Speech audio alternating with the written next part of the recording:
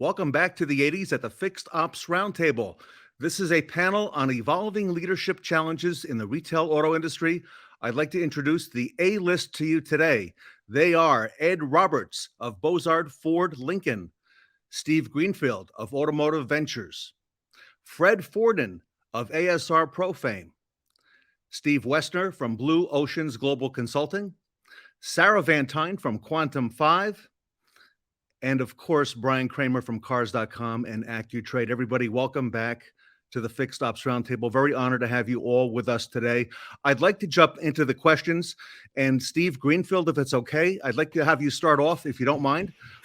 Steve, what would you say is one specific leadership challenge that dealers are going to need to address in the coming year with all that's happening in our industry? Well, Ted, first, thanks for having me again. It's always a real pleasure to be on the show and all of my fellow panelists here today. I would say that simply it's getting back to the basics, right? So this year, the changes are already starting to mount. We're almost, a quarter of the way through the year, but these are going to continue. New vehicle inventories are going to come back with a vengeance, especially across many of the brands. As a result, new car incentives are going to mount. Used cars we're already seeing has become a lot harder than it was even just 6 months ago.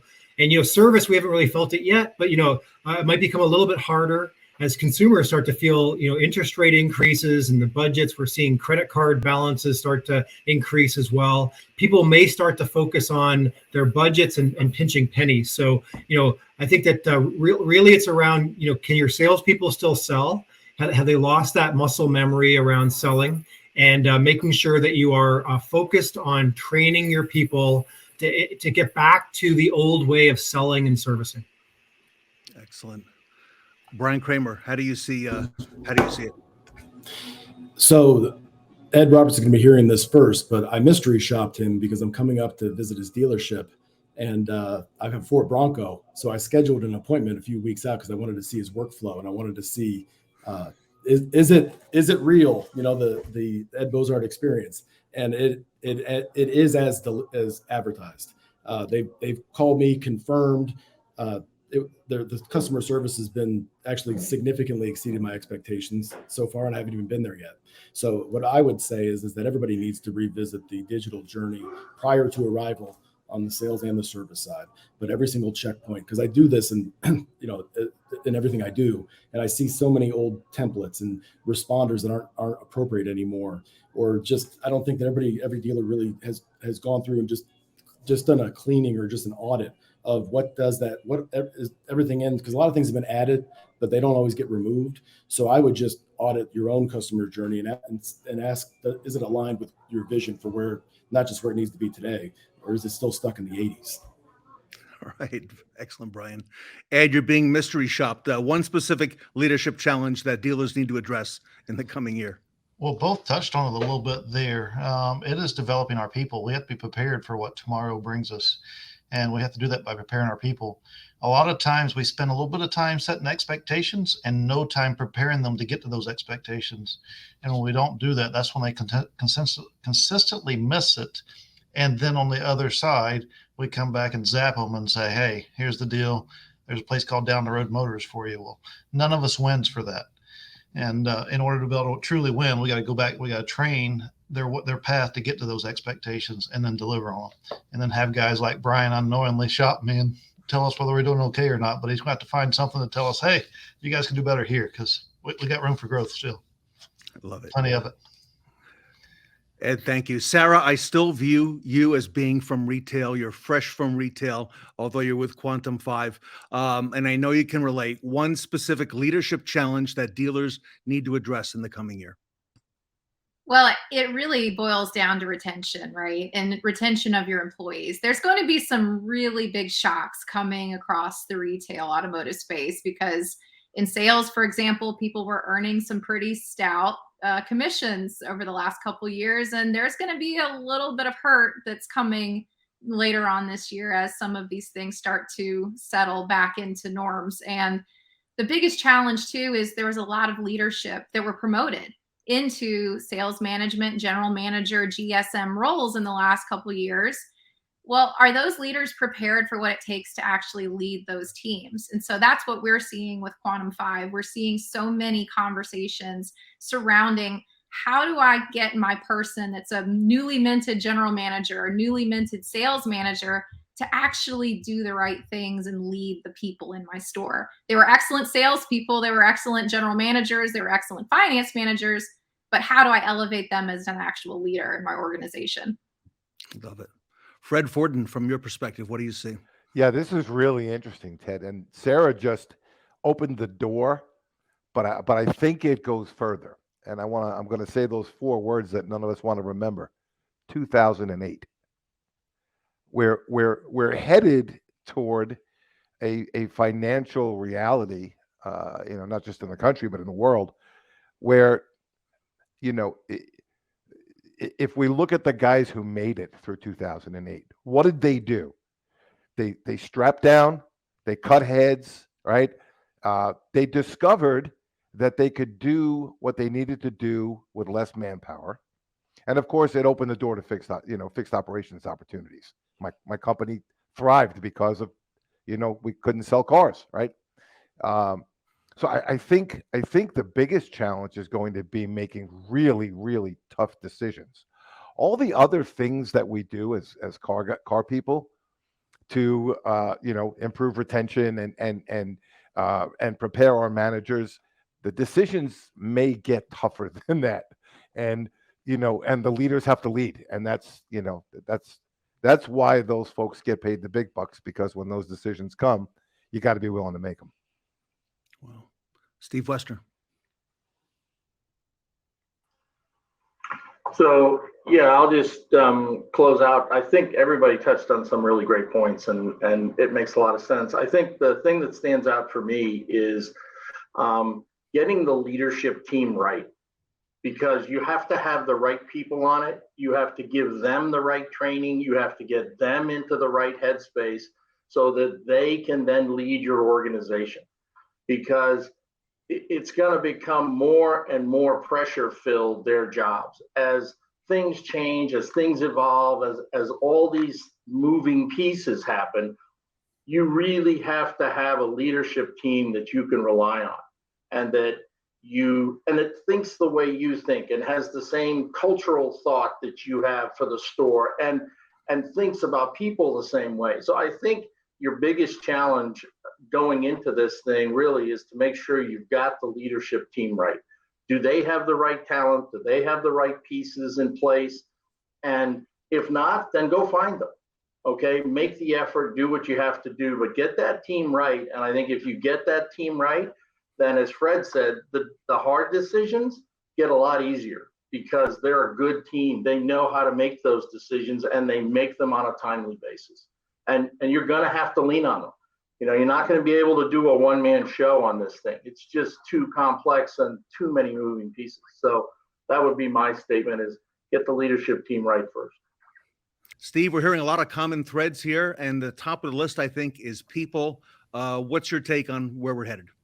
Yeah, so all the panelists, I think, have done a great job to set the foundation for this answer. Really 2 things, right? So it's key first to diagnose where your folks need help, whether it's the rank and file folks, the frontline folks, the leadership. You need to be keenly attuned to what is the skill sets, or what are the tools they're going to need for the next 6-9 months. And then on the tail end of that, it's a combination of training and software tools.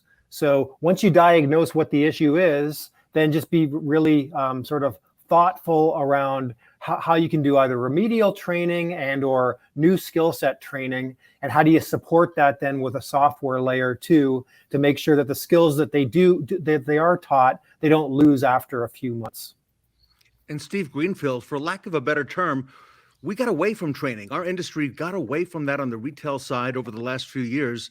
But now it sounds like we're back with a vengeance, because the needs are widespread. Well, I'd love to hear what everyone else thinks, but I think that's exactly right. I mean, we've had, to Sarah's point earlier, people have lost the ability in many cases to undertake or pursue the same processes they would have had to pre-COVID. So I think we are back to training and making sure everyone's back up to speed and level set. Sarah, this is a softball coming over to you. The door's wide open. Well, really, it's so much more than training too. It's really giving someone a roadmap and a progress of how they can develop in the organization. I think that is really what in training frustrates people the most.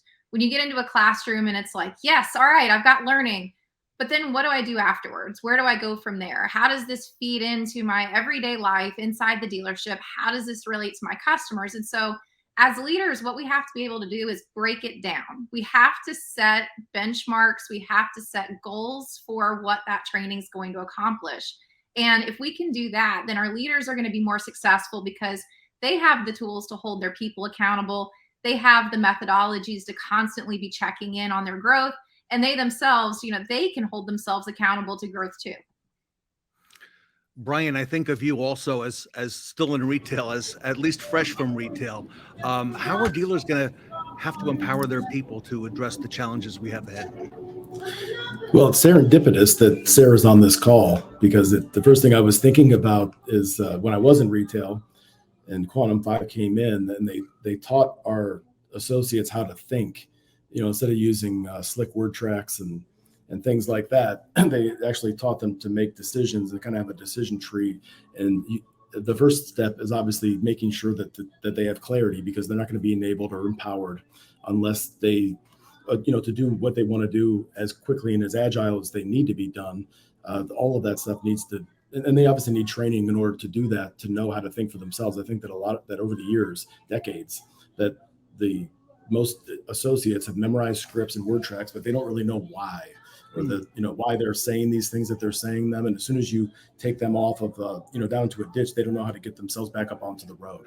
So obviously that, and then, with AI coming into play, I think that's going to become more and more important, because AI is going to get rid of a lot of the redundant tasks. That's going to make communication and being genuine, sincere, and authentic even more important. And Brian, I think that fits perfectly into your wheelhouse, where you're doing at AccuTrade too. Allowing the associate on the retail side to think and to understand and to, like you just said, make sure that all of this makes sense in the real world. Yes, and spend more time with the customer out on the, doing the walk around, same as on the drive, instead of having to go into a back room, type a bunch of stuff into a computer. They have to know how to handle those skills and not be intimidated, or, they have to be comfortable on that. And that's what increases transparency and trust. Ed Roberts, we have some great minds on this panel, and I'm curious in asking you the same question. How are you going to empower your people to address the challenges this year and the years ahead? Everybody is hitting it right on the head. And I'll tell people all the time, know where you want to be. Don't just come in and react to the day and take what you get. Have that vision of where you want to be, and then break that down into a plan, then break that down into goals, and not just departmental goals, but break it down to each individual. And when you do that, it becomes small enough to where they vision it getting done. You give our big old target to a department and say, this is where we need to be. The individuals don't see how to get there. But when you break it down to their level and then guide them to get there, it makes it easier for everybody. Steve Greenfield, I'm curious, does our industry have enough Ed Roberts and Brian Kramers and Sarah Van Tynes to pull this off for what we're headed into, perhaps, over the next year or two or three? Well, yeah, absolutely. I mean, the one thing that fascinates me and keeps me excited to be in this industry every year is the fact that the dealership model is so resilient. You can throw anything at dealers and they figure out how to navigate around the challenges and obstacles. So it's been proven time and time again in my 23 years. And, I always look forward to seeing the resiliency and creativity at the dealer level. Yeah. Fred Forden, there's a lot to be said for that resiliency and creativity. I don't think any industry bounced back as well as we did in the last 2-3 years. How are dealers going to empower their leaders to address the challenges that we have ahead of us? That's great. And, Steve just touched on something that I think the advantage of my last 15 years in the industry has been dealing with lots of dealers. And, if there's one common thread that I've always found, it's that we could take the top 2,000, 3,000 dealers and almost to the store, there's a winning culture. There's a culture of success. There's a culture of education. There's a culture of wanting to further not just the customer and the bottom line, but the individuals who work in the dealership. But when you get past those top few thousand dealers, the most common thing I've seen in all the stores I've dealt with is a winning culture missing. And so when we saw all those stores, disappear back in 08 and 09, Sure. the ones that disappeared were the ones that didn't have that winning culture. So I think what they do to empower is to really they got to modernize. They've got to accept. Brian talked about AI. You got to get into winning tools. You got to be willing to learn how to use them. You got to learn how to maximize them. And winning culture pushes that down into down to the last person on the totem pole. Steve Western, you've been addressing these challenges and looking at this from a whole different level. What do you see in terms of dealers empowering their leaders and people? Yeah, well, I mean, it's interesting. Over the years, I've done this for more than 30 years now, and the ups and downs. I think Steve's point about the resilience of the dealer model is very valid. I mean, I've seen things come and go and change up and down, and they still find a way to get there. I think the big challenge now is going to be that you're going to have multiple things coming at you in rapid succession, which is going to amp up the challenge. But I do think that the core of it has to continue to be like it is at Bozard. And I was really impressed when I went to see Ed, it's sort of this culture of continuous improvement. In other words, his people are not afraid to fail. As a matter of fact, that's good, because then they learn from the failure and they continue to get better with each time. So you don't see him wandering around taking somebody's head off because they made a mistake. It's a culture of continuous improvement. Okay, every day we're going to get a little bit better than we were the day before, guys, and we're going to figure this out. And as things come at them and changes come at them, that kind of a mindset makes them a lot more flexible in terms of a group, and a lot more able to handle the challenges and not be, as Brian said, sort of stuck on this word track that, well, I have to say what I can't change. They're very relaxed and very comfortable with situations that come up that are unexpected. And I think that's a tribute to that continuous improvement mindset. Hey, keep going, guys, keep going. Yeah, okay, that was a tough one. I got it, but keep going. We got several more coming in now. Let's go. And I think that attitude is really going to be key to survival for a lot of stores. Steve Greenfield, I've been waiting to ask you this question for a long amount of time. Steve, what do you see coming that we don't know yet? Well, Ted, this is always good to dig in with you on this. I think that in the next year, we're going to start to see the reality of, what I would call features on demand, the unbundling of features in the car into monthly subscription products. The OEMs in some cases are forecasting, billions of dollars of new revenue generated from those, and then over-the-air updates. Pushing software updates to vehicles, which in some cases is going to start to reduce the number of cars coming in for either recalls or warranty work, right? So I think big implications to dealers around both of those things.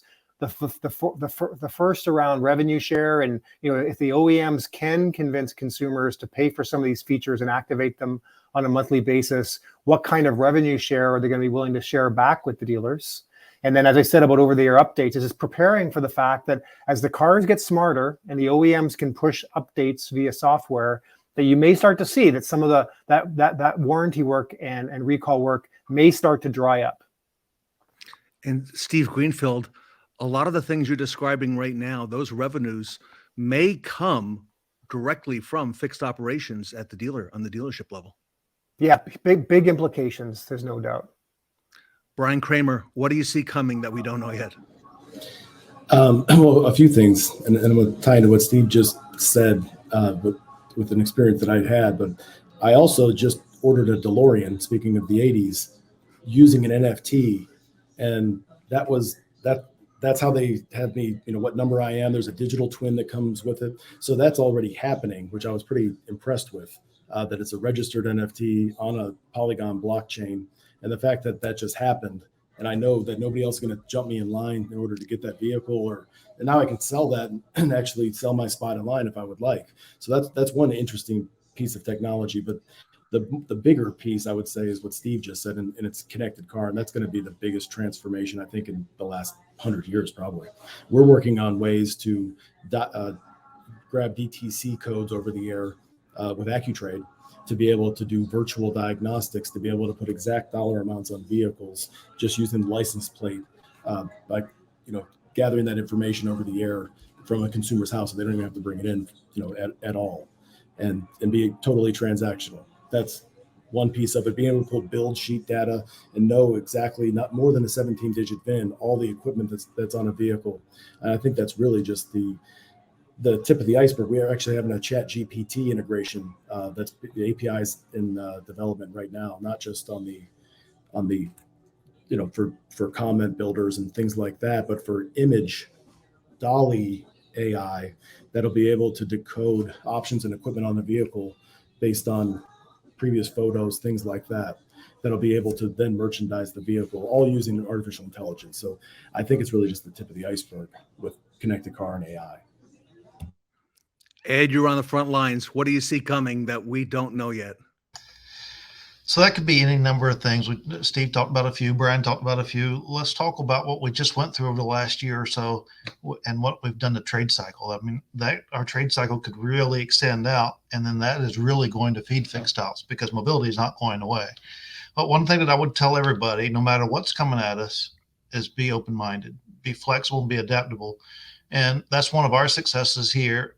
When the manufacturer rolls out something, when somebody else comes up with whatever, a lot of times we resist it because we don't want to change who we are, and we resist it. And the dealers that get it, they're already moving forward. They embrace it right from the beginning, and they roll forward with it, and they're ahead of the ball game by the time the rest of them says, okay, we'll join in. And so if there's anything to take from that, be open-minded, be flexible, be adaptable, and throw away the unwillingness to change. Yeah. Great advice. Sarah, what do you see coming that we don't know yet? This is a fun question because from Brian and Ed and Steve, they've shared some great things. I'm going to talk briefly about some of the challenges that I don't think we're anticipating at the dealer level. And that comes down to technology readiness. And it's something that we see when we're implementing our training and our processes and we're coaching. But one of the things that becomes a challenge, there's so many different amazing technology tools that we have at our disposal in dealerships.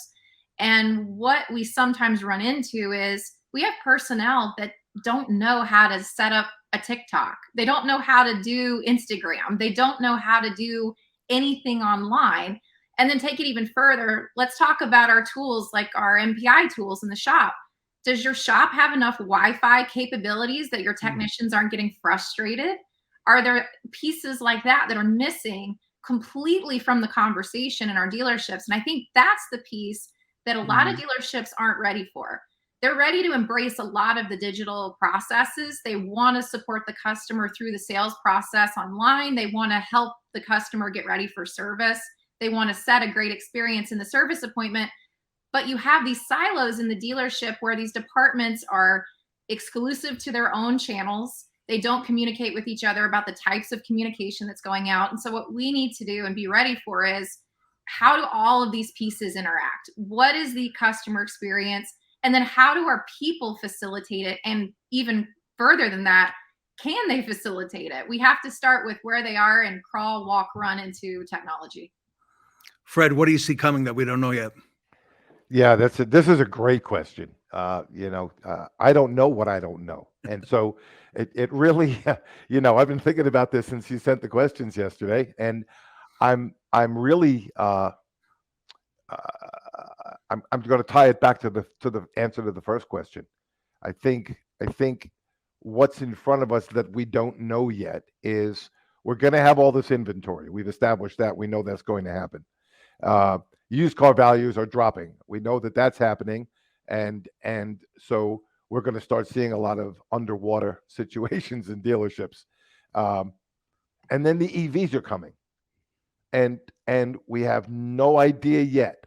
Everybody's got a plan and a story, but the infrastructure is not there for what's the commitments that the OEMs are making to deliver EVs, the infrastructure doesn't exist to support it.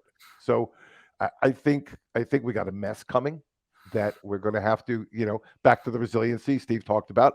We're going to have to be resilient, because we're going to have customers calling and screaming from the side of the road that they got to a charging station and 4 of the 5 chargers don't work, and there's 7 cars in line, right? We're going to deal with things that we've never dealt with before. And then there's the economy. And what is that? If we were in a healthy economy, this mix, we almost could fake our way through it because we're good at what we do. But when you're in a bad economy, you can't fake this stuff. You got to deliver. And so it's going to be a really, really interesting few years in front of us. Steve Westner, what do you see coming that we don't know yet?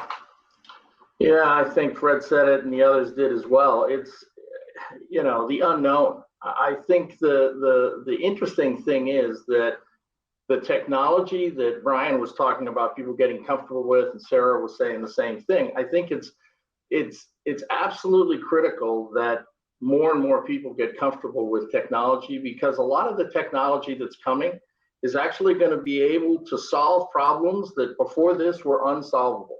Okay. I mean, it's literally going to change the game, where you can't say, oh, that can't be done. Yes, it can be done. And in many cases, it can be done relatively efficiently too, and relatively cost effectively. So that comfort level and being engaged in that, and I do think when you start looking at, Brian mentioned it earlier, artificial intelligence, you're also going to look at virtual reality. I mean, they're starting to sell those headsets. They're starting to sell that. I mean, people use those things now in the housing industry. They use them in other areas. You're going to see them using them more and more in car sales and in car situations. And I just think that a lot of this is going to be, something completely new. And lastly, I'll say the concept of mobility is changing. Okay, you don't have to buy a car to get mobility. Okay, and that's going to change even more. I mean, mobility as a service, and a lot of people look at it and say, well, do I really want to buy a depreciating asset that's going to be worth less and less all the time so that I can move around where I want to go?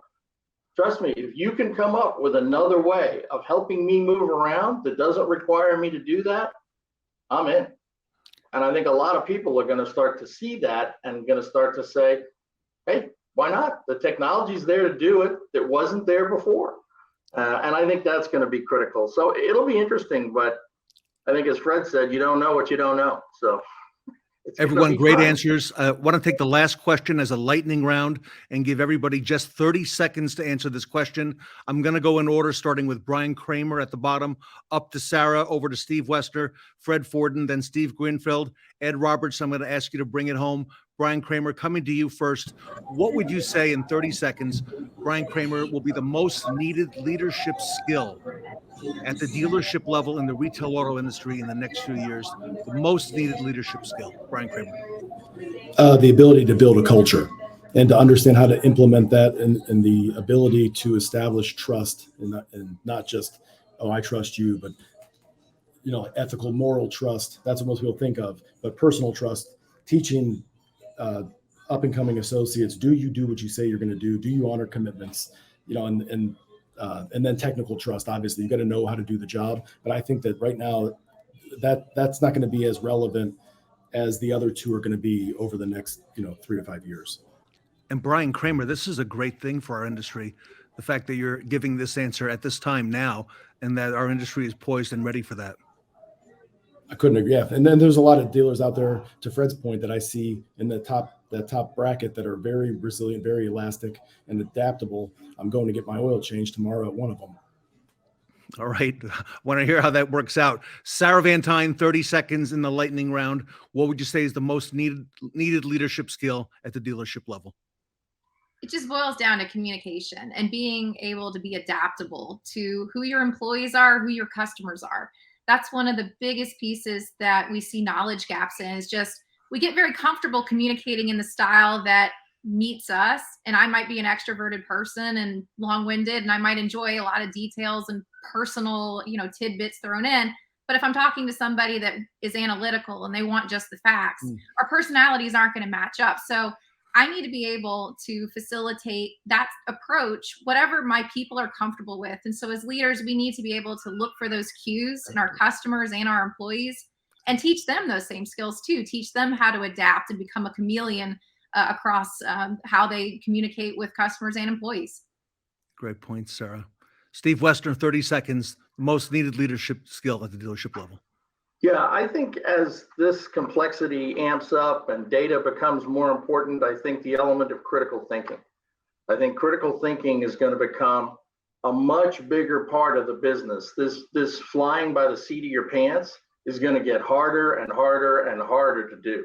So you're going to have to engage in more critical thinking, and you're going to have to be in a position where you understand what the data changes mean. You understand what the trends are so that you can apply them when you're leading your team and when you're working with your people and helping them to understand the why. And I think that's going to be the biggest thing. As these changes happen, the more they can understand the why, because you've been doing the critical thinking and helping them understand that, the better off they'll be. Excellent, Steve. Fred, most needed leadership skill at the dealer level. Stick-to-itiveness. The thing that got you where you are when the proverbial poop starts to hit the fan and we have all this new stuff coming at us, can you keep your thumb on the button? Are you going to be able to continue to drive with the same energy and enthusiasm that got you up to a senior level? Because if listen, it was easy when things were good. If you can't do that when things get tough, everybody in the dealership's going to suffer. Steve Greenfield, the most needed leadership item in the dealership level over the next few years. Well, it's a great question. And I would argue it's less a leadership skill and more of a frame of mind or mindset. Ed had said, quite notably, like flexibility and adaptability. Yeah. I said earlier in the call here, resiliency. And to use a sports analogy, a lot of the game is going to be mental, right? A lot of these trends that we've discussed today can create anxiety for folks playing in the game. But, think of it like surfing, right? The winners will learn to ride these waves and be prepared for this accelerating rate of change that we're all going to experience. But the winners are going to have the right mindset. Love it. Ed Roberts, bring us home. So I'm going to hit it from a little bit of a different angle, except let's make sure that we're creating the right development programs that allows it to be cool to be in automotive. And then to add to that, use connected vehicle data to communicate with our customers at the perfect time. Learn how to use connected vehicle data to our advantage. That's our opportunity going forward. Wow. What a great panel, everybody. What a great panel. Great information. We could easily go another half hour or an hour or two. I want to thank the panel today, Ed Roberts, Steve Greenfield, Fred Forden, Stephen Westner, Sarah Van Tine, Brian Kramer. Absolutely fantastic information and extremely timely for our industry. Everybody, evolving leadership challenges in the retail auto industry. Here today, back at the 80s at the Fixed Ops Roundtable. Great job, everybody. Wow. Good stuff.